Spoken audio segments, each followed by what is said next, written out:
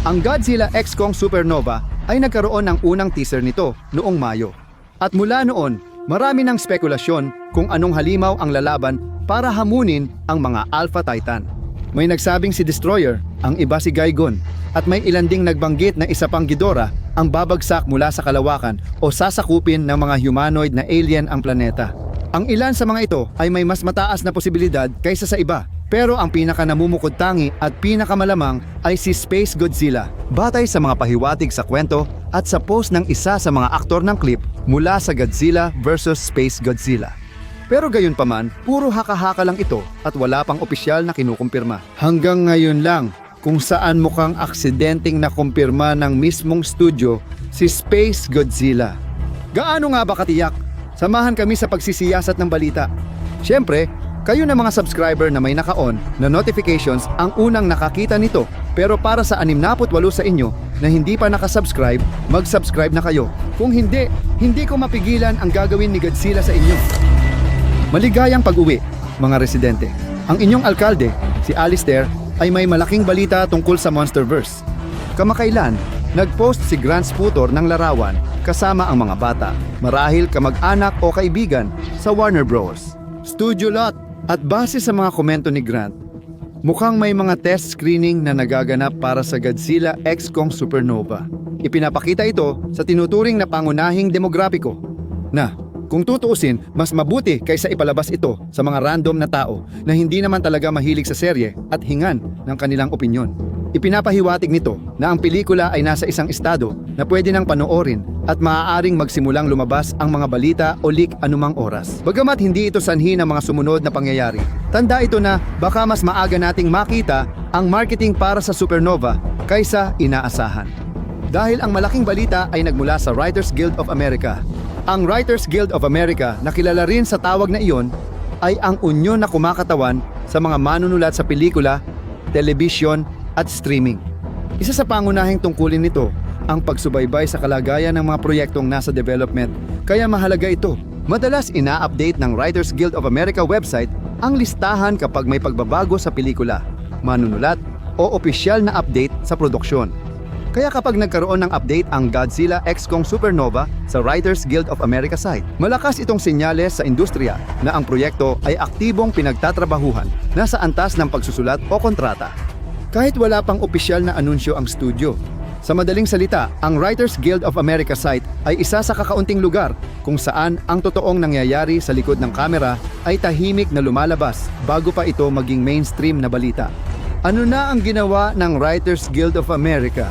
Kung titingnan mo ang listahan nila para sa Zeus, na siyang working title ng Supernova sa seksyon ng source material, mapapansin mong nakalagay doon na batay sa mga karakter. Godzilla at oo, tama ang nakikita mo. Space Godzilla. Diyos ko, totoo pala ito. Nagbibiro lang ako kanina, Diyos ko.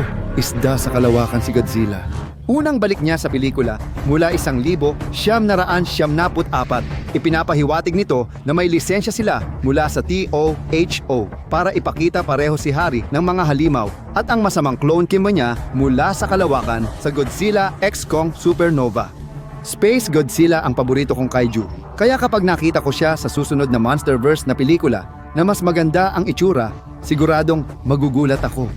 Hindi ko maisip kung gaano ako kasaya kapag nakita ko siyang bumangon sa malaking screen para labanan si legendary Godzilla. Hindi pa handa ang katawan ko. Hindi na kailangan banggitin si Kong sa kasunduan dahil pagmamay-ari na ito ng Warner Bros. At hindi nililisensya. Bagamat interesante itong makita, hindi nakalista dito si Mothra kahit na ipinakita ni Grant ang interes na makita siyang bumalik. Mahalaga rin ang naging papel niya sa paglikha ng Space Godzilla sa orihinal na iyon. Kaya paano nga ba makakapasok si Space Godzilla sa Supernova? Ngayon, may nagsasabi na nang pinaputok ni Godzilla ang atomic breath sa langit sa dulo ng bagong imperyo, maaaring naipadala ang DNA niya sa kalawakan at nag-mutate dahil sa cosmic radiation. Pero medyo malayo ito sa katotohanan. Kung tatanungin mo ako, ang kanyang radioactive breath ay walang taglay na genetic material at hindi rin ito bibilis ng sapat para makarating sa isang black hole, kung saan ang DNA ay magbabago at mag-mutate tulad ng sa orihinal. Pero may isa pa akong teorya na nakabaon sa malalim na alamat ni Sosla Halawa. Ayon sa IRI, noong dakilang digmaan ng mga Titan, isang miyembro ng species ni Godzilla ang kumain ng bituin at naging masama. Noong Godzilla vs. Kong, nakita natin ang mural na hindi ipinakita sa pelikula na nagpapakita ng lumilipad na Godzilla na parehong pinagtulungan ng mga Kong at Godzilla para pabagsakin. Ngayon, paano kung hindi ito dokumento ng isang bagay na nangyari na, kundi isang propesiya ng isang bagay na mangyayari pa lang? Marahil ito. Si Zosla Halawa ay tumakas mula sa planeta at pagkatapos ay na-mutate dahil sa cosmic radiation, naging mas makapangyarihan pa bago bumalik sa Earth bilang tinatawag na space ngayon. Godzilla. Isang napakalakas na nilalang, kailangan magsama sina Godzilla, Kong at dakilang hukbo ng mga unggoy para pabagsakin ito. Napag-usapan din namin na posibleng maging pandaigdigang kaganapan ang supernova dahil sa paggising ng bagong Titan sa kalawakan. Maaaring si Godzilla ang dahilan, gamit ang Alpha Sigaw para tipunin ang hukbo at magdulot ng supernova. Ang isang ganap na digmaan sa pagitan ng mga tagapagtanggol at ng mga nagnanais na wasakin ito ay maaaring maging isang pelikula ng matinding labanan at mapaminsalang pagkawasak. Ngayon, alam na nating malamang darating na si Space Godzilla dahil sa opisyal na dokumento. Gayunpaman, maaaring lubos na hindi inaasahan ang kanyang pinagmulan. Pwede siyang mag-mutate sa Earth dahil sa bagay mula sa kalawakan o specimen ni Godzilla na binago ng matatalinong alien tulad ng Kilax. Talagang walang hangganan ang posibilidad dito ngayon. Tandaan na maaaring iba ang itsura ng halimaw na makikita natin kaysa sa nakasanayan. Mas baluktot, kakaiba, at nakamamatay kaysa dati. Kailangan nilang gawing makatuwiran ito sa kwento. Kaya maaaring hindi na totoo ang pinagmulan nitong black hole. Ibig sabihin, maaaring magkaiba na talaga ang itsura nito. May mga tagahanga na gumawa ng magagandang interpretasyon ng Space G-Man. At paborito ko ang lehendaryong disenyo ni Sango. Halos nilamon na ng kristal ang kanyang likod na parang impeksyon. Kaya mukha siyang malaki, matipuno, at makapangyarihan. Isang bagay na mahirap pabagsakin kahit ng maraming Titan. Meron din tayong fan art na ito ni Kira Curie na nagpapakita ng mas masama, matalim at baluktot na disenyo ng Space Godzilla na talagang gusto ko. Ang itsura nito ay bagay na bagay sa iba pang mga disenyo ng Monsterverse. At syempre, si Jared Modina ang nagbigay sa atin ng ngayoy iconic na Space Godzilla redesign.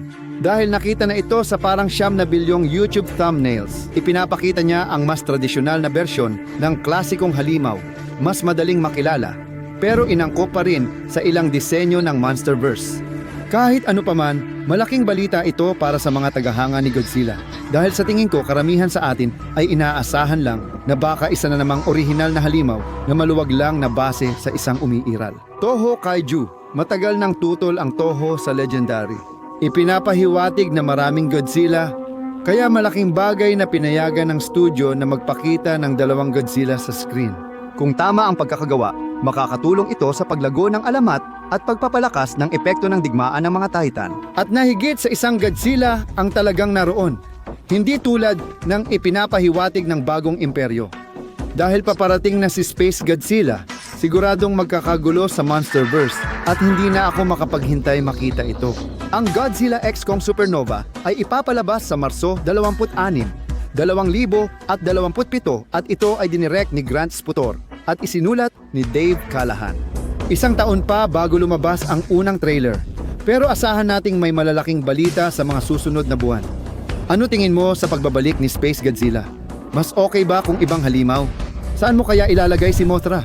Ipaalam sa amin ang iyong opinyon sa comment section sa ibaba. Huwag kalimutang mag-subscribe at pindutin ang notification button para hindi ka mahuli sa lahat ng balita.